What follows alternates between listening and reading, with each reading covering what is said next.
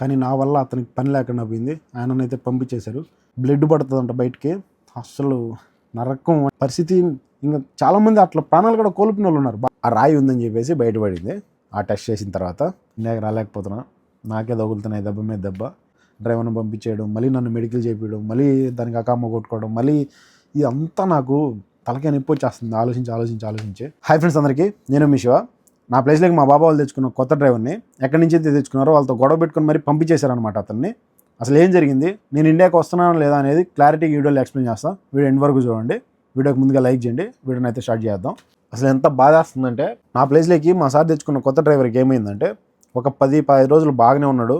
అన్నీ పని చేసుకుంటున్నాం, నేను నేర్పించా, లొకేషన్కి వెళ్ళాము, మొత్తం ఎక్కడ తిరగాలి అక్కడంతా తిప్పా. ఆయనకి లొకేషన్లు కూడా చూపించేశా. ఇంకేముంది, ఇంకొక నెల అయినా సరే నాకైతే టికెట్ తెస్తాడు కదా, ఇంటర్నేషనల్ ఎయిర్పోర్ట్ ఓపెన్ అయిందంటే నాకు టికెట్ వస్తుంది, పక్కా వెళ్ళిపోతాను అని చెప్పేసి వెయిట్ చేస్తున్నాను. లాస్ట్ వీడియోలో కూడా చెప్పా, మా సార్ రీబుకింగ్ చేస్తాను అన్న టికెట్. రీబుకింగ్ చేసుకుని పోయేదానికే చూస్తాను నేను. ఆల్రెడీ డ్రైవర్ని తెచ్చుకున్నారు కాబట్టి అతను ఒకవేళ పంపించేశారంటే నా వల్ల అతనికి పని లేకుండా పోతుంది, నేను ఉంటానంటే అతనికి పని లేకుండా పోతుంది. సో నేను 10 రోజుల తర్వాత అయినా సరే ఇంటికి పోదామని చెప్పి ఫిక్స్ అయిపోయా. ఫ్యామిలీ కూడా ఒప్పుకోవట్లేదు అనమాట, వచ్చేయమని చెప్పేసి అంటున్నారు. నాకు వెళ్ళాలనే ఉండదు.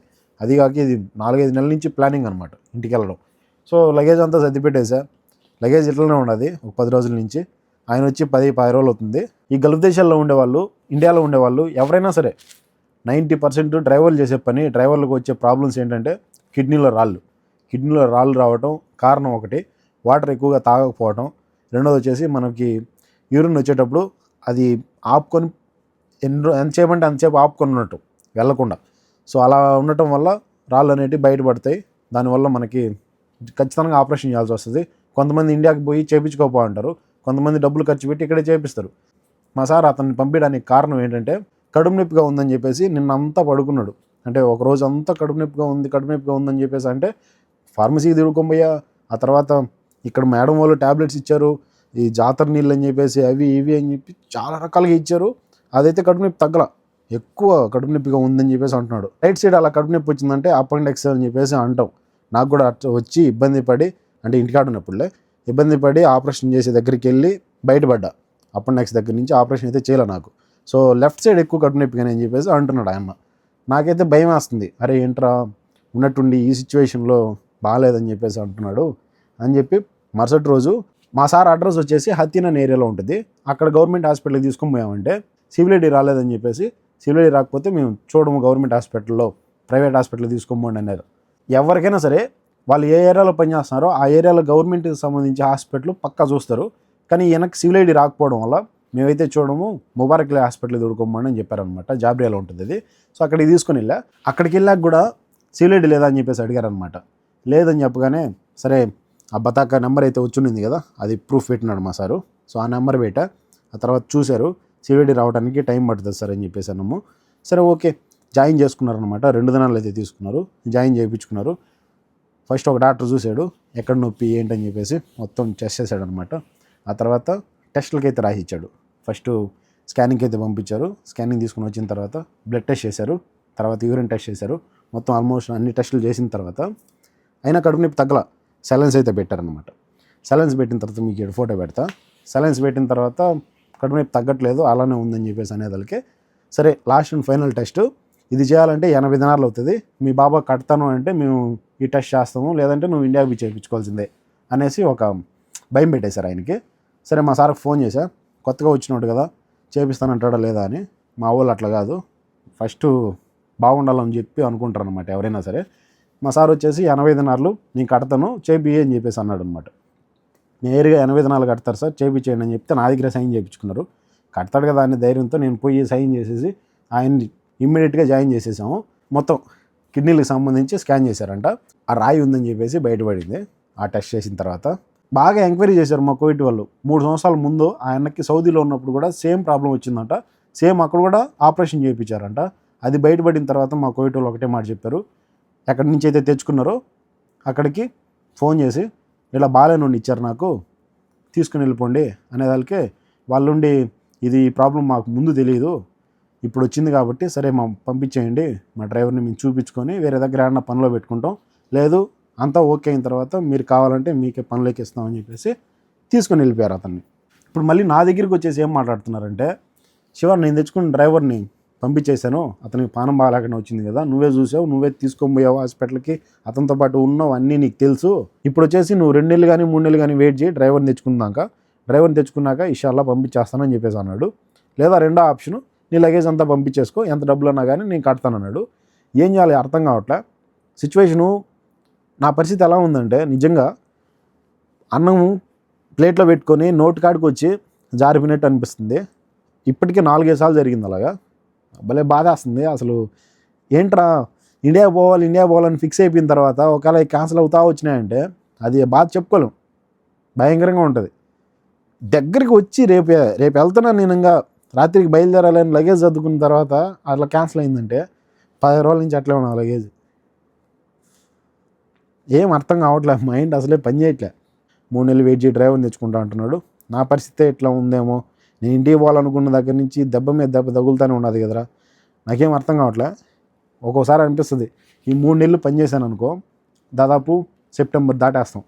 సెప్టెంబర్ దాటేసిన తర్వాత అక్టోబర్, నవంబర్, డిసెంబరు, జనవరి, ఫిబ్రవరి, మార్చి, ఈ 6 నెలలు పనిచేసాం అనుకో, ఏప్రిల్, మే ఆటోమేటిక్గా గడిచిపోతుంది. రంజాన్ ఉంటుంది, బక్రీద్ ఉంటుంది, ఇవన్నీ ఫెస్టివల్స్ కొన్ని వస్తాయి. ఇప్పుడు వార్ జరుగుతుంది కాబట్టి వీళ్ళు ఎక్కడికంటే అక్కడ తిరగరు, పని తక్కువ ఉంటుంది. నెలకి 140 దినాలు జీతం వస్తుంది, అంటే 45,000 దాకా వస్తుంది ఈజీగా. తర్వాత రేపు సంవత్సరం వరకు వెయిట్ చేసి, అంటే ఇప్పుడు 3 నెలలు వెయిట్ చేసినా నన్ను అయితే పంపించేస్తారు. సంవత్సరానికే పోతున్నాను కాబట్టి నాకు ఎక్స్ట్రా డబ్బులు ఉంటుంది కదా. 2 సంవత్సరాలు చేసిన తర్వాత మనకి 2 నెలలు జీతం ఇచ్చారు లాస్ట్ టైం పోయేటప్పుడు. సో అలాంటి జీతం అయితే ఇవ్వరు, జస్ట్ టికెట్ అయితే బుక్ చేస్తాడు, పంపించేస్తాడు. ఎందుకంటే వేరే డ్రైవర్ని తెచ్చుకున్నాడు కాబట్టి ఆ ఖర్చు అతను ఆడబెట్టుకుంటాడు అనమాట. మనకైతే డబ్బులు ఎక్స్ట్రా ఇవ్వడు. సో 2 సంవత్సరాల తర్వాత పోయినామంటే మనకి 2 నెలలు జీతం వస్తుంది, హ్యాపీగా వెళ్ళొచ్చు. ఎక్స్ట్రా హదియా కూడా ఇస్తారనమాట అందరూ కలిసి. ఇప్పుడు నేను రాను వెళ్ళిపోతానని చెప్తున్నాను కాబట్టి ఎవరు ₹1 ఇవ్వరు మనకి. ఈ సంవత్సరం అయితే పోవాలనుకోవట్లేదు నేను. ఇంకా పోవాలనుకోకపోతే ఏమన్నా మొత్తం అన్నీ ఓపెన్ అవుతాయేమో, నాలాగా ఇబ్బంది పడకుండా, నా వల్ల ఏదన్నా అంతా ఇబ్బంది పడుతున్నారేమో, నేను పోకూడదు అనుకుంటే ఫ్లైట్లో ఓపెన్ అయిపోయి అంతా ఫ్రీ అయిపోతుందేమో అని చెప్పి అనిపిస్తుంది. డ్రైవింగ్ ఫీల్డ్లో ఉండేవాళ్ళు మాత్రం కొద్ది రోజులు డ్రైవింగ్ చేస్తూనే ఉంటారు కూర్చొని. సో అలాంటి వాళ్ళు ఏదైనా వాష్రూమ్ వచ్చిందంటే ఆటోమేటిక్గా వెళ్ళిపోతాం, కానీ వాటర్ మాత్రం భయంకరంగా తాగాలి. వాటర్ తాగకపోయినారంటే కిడ్నీలో రాళ్ళు బయటపడతాయి. ఆ తర్వాత వాటికి ఆపరేషన్లు అంట, ఈవెంట్ అని చెప్పి తలకాయ నొప్పి. కోవిడ్లో ఉన్న వాళ్ళు, గల్ఫ్ దేశాల్లో ఉన్న వాళ్ళు అయితే ఎక్కడికైనా మాల్స్ దగ్గరికి వెళ్ళినప్పుడు వాష్రూమ్స్ ఉండవు అని చెప్పేసి ఆపుకొని మళ్ళీ రూమ్కి వచ్చిన దాకా అట్లనే ఉంటారు. యూరిన్ మాత్రం ఆపుకోకండి. యూరిన్ ఆపుకోవడం వల్ల ఇలాంటి ప్రాబ్లమ్స్ అయితే వస్తూ ఉంటాయి. ఒక్కసారి కడుపు నొప్పి వచ్చి ఆ యూరిన్ మనం పోకుండా ఆ తర్వాత పడిన నరకం, ఆ అన్నం నేను చూసే కల్లారా భయం అంటే ఎట్టుంటుందో, ఏదైనా ప్రాబ్లం వచ్చిందంటే మనకి ఎలా ఉంటుందో కల్లారా చూసా. డ్యూటీలు చూసుకొని తొడుకొని మీ అన్నను హాస్పిటల్లో జాయిన్ చేసి మళ్ళీ వచ్చి డ్యూటీలు చేసుకొని మళ్ళీ వెళ్ళి ఆ అన్న దగ్గర రాత్రి 10 గంటల దాకా ఉన్నా. ఎంత నరకం అనుభవించాడంటే అంత నరకం అనమాట. దయచేసి యూరిన్ వచ్చినప్పుడు కానీ, మీకు వాటర్ తాగాలనిపించినప్పుడు కానీ ఖచ్చితంగా వాటర్ తాగండి. అవి తాగకపోయినా, యూరిన్ వెళ్ళకపోయినా చాలా ప్రాబ్లమ్స్ ఫేస్ చేయాల్సి వస్తుంది. ఆ అన్న దగ్గర నేను ఉన్న రోజు నరకం అనుభవించాడు. పైప్ ఒకటి పెట్టి లోపల హోల్లోంచి పైప్ ఒకటి పెట్టి బయటికి దాదాపు ఆ నైట్ అంతా అక్కడే పెట్టుకొని వాళ్ళు పొద్దున్నైతే పంపించారనమాట. పొద్దున్నే రిమూవ్ చేసేదాన్ని. ఎంత దారుణంగా ఉండిందంటే సిచ్యువేషను, నేనైతే తట్టుకోలేకపోయినా. అక్కడి నుంచి వదిలిపెట్టి రాలేకపోయినా. ఇక్కడ మనకి ఏదైనా బాగాలేకుండా వచ్చిందంటే చూసేవాడే ఉండడు. ఏదైనా ప్రాబ్లం వచ్చిందంటే ఎలా ఉందిరా ఏంటి అని చెప్పేసి అడిగేటోడు కూడా ఉండడు అనమాట. వాళ్ళ పనుల్లో వాళ్ళు ఉంటారు బిజీగా. మనల్ని అడిగేదానికి తన అనే వాళ్ళు కూడా ఉండరు. నీ రూమ్లో ఇద్దరం ఉంటున్నాం కాబట్టి ఓకే, ఒకరి బాగాలేకపోయిందంటే ఒకరన్నా ఏదో ఒకటి మాట్లాడుకుంటా, చెప్పుకుంటా, చేసుకుంటా, టాబ్లెట్స్ ఇచ్చి టయానికి ఏదో ఒకటి ఫుడ్ చేసి పెట్టి టయానికి హెల్ప్ చేసేదానికి మనిషి ఉన్నాడు. అదే ఒక్కరే ఉన్నారనుకో రూమ్లో, వాడు ఎలా ఉన్న పరిస్థితి. ఇంకా చాలామంది అట్లా ప్రాణాలు కూడా కోల్పోయిన వాళ్ళు ఉన్నారు బాగాలేకుండా టక్మని వచ్చి. చాలామంది నాకు అలాంటి సిచ్యువేషన్స్ కొన్ని చెప్పినప్పుడు భలే భయం వేస్తుంది. పక్కన మనిషి ఉంటేనే మేలురా, ఒకవేళ అతను ఎలాంటి వాడన్నా కానీ పక్కన మనిషి ఉంటే మేలు అని చెప్పేసి అనిపిస్తుంది. బాగాలేనప్పుడన్నా అడుగుతాడు కదా అని. అంత దారుణంగా తీసుకొని వచ్చిన తర్వాత హాస్పిటల్ నుంచి ఒక్క రోజంతా పాస్కి వెళ్ళటానికి అప్పుడంతా వస్తుంటుంది. బ్లడ్ పడుతుందంట బయటికి. అసలు నరకం అంటే ఎలా ఉంటుందో అన్నం చూసిన తర్వాత నాకు అర్థమైంది, చూస్తేనే అర్థమైంది. ఇంకా అలాంటి సిచ్యువేషన్లో మనం ఉంటే మాత్రం అసలు తట్టుకోలేం. కానీ నా వల్ల అతనికి పని లేకుండా పోయింది. ఆయననైతే పంపించేశారు. ఇంట్లో వాళ్ళకి కూడా చెప్పేస్తా, ఇంకా రేపు సంవత్సరం వస్తాను, దయచేసి ఇంకా నన్ను పదే అడగగాకండి ఎప్పుడు వస్తున్నావు అనేసి. రేపు సంవత్సరం వస్తా. నేను ఆలోచన నుంచి బయటికి వచ్చిందాక ప్రశాంతంగా ఉండలేను. తప్పదు, ఇంకా ఏదో ఒకటి చేసుకుంటా అట్టా ఆలోచనలు అయితే బయటికి రావాలి. ఇండియాకి రేపు సంవత్సరం పోదాం అని చెప్పి ఫిక్స్ అయిపోయినా. లగేజ్ మొత్తం పంపించేస్తా, నా బట్టలు అవి ఇవి పక్కన పెట్టుకొని, మిగతాటి నేను ఇంటికి ఏవైతే కొన్నానో అవి మొత్తం బయటికి తీసి లోపల ఉండేవి, కింద మంచం కింద ఉండేటివి, ఇవి చాక్లెట్లు, ర్యాక్లో ఉండేటివి మొత్తం ఆల్మోస్ట్ లగేజ్ అయితే పంపించేస్తా. అది ఎన్ని కేజీలు అన్నారని మా సార్కి చెప్పి ఎక్స్ట్రా అది కూడా ఒక 5-6 దినాలు మిగులుతుంది. చాలా ఇబ్బంది పడ్డా, ఇప్పటికే చాలాసార్లు దెబ్బ తగిలింది. మళ్ళీ నేను ఇంకా దాన్ని తీసుకోలేకపోతున్నాను అనమాట. దగ్గరకు వచ్చి రేపు వెళ్తున్నాను ఆశతో ఉండి అది క్యాన్సిల్ అయిపోవడం, దగ్గరకు వచ్చి ఆశతో ఉండి రేపు మొన్నట్లు వెళ్ళిపోతున్నాలే అనగానే వెనక బాగాలేకుండా రావటం, డ్రైవర్ని పంపించేయడం, మళ్ళీ నన్ను మెడికల్ చేయించడం, మళ్ళీ దానికి అకామ కొట్టుకోవడం, మళ్ళీ ఇదంతా నాకు తలకాయ నొప్పి వచ్చేస్తుంది ఆలోచించి. అన్నం కూడా తినాలనిపించట్లేదు అనమాట, అంత బాధ వేస్తుంది. కలాస్ ఇంక వదిలేస్తున్నా, నేను ఇంటికి ఆశని వదిలేస్తున్నా. చూద్దాం ఫ్యూచర్లో మంచిగా ఉండి ఇంకో 10 రూపాయలు సంపాదించుకొని హ్యాపీగా పోదాం. ఈ గల్ఫ్ దేశాల్లో ఉండే వాళ్ళ పరిస్థితి ఎలా ఉంటుందంటే, రావాలనుకున్నప్పుడు రాలేరు, పోవాలనుకున్నప్పుడు సిచ్యువేషన్ బాగుండదు, అన్నీ బాగున్నాయిలే అనుకునేటప్పటికి ఏదో ప్రాబ్లం వస్తుంది, రకరకాలుగా ఇబ్బంది పడుతూ ఉంటారు. దయచేసి గల్ఫ్ దేశాలకు వచ్చే ముందు ఆలోచించండి, దేనికైనా రెడీగా ఉండాలా, అది ఏమైనా జరగచ్చు. సో అన్నిటికీ తెగించేసి రండి, అన్నిటికీ తెగించేసి రాగలిగితే మాత్రమే గల్ఫ్ దేశాలు సెట్ అవుతాయి, లేకపోతే సెట్ అవ్వవు. ఓకేనా? రావాలనుకున్న వాళ్ళు ఆలోచించుకొని రండి. వీడియోకి లైక్ చేయండి. Thank for watching. Love you all. ఉంటా. బై. జై హింద్.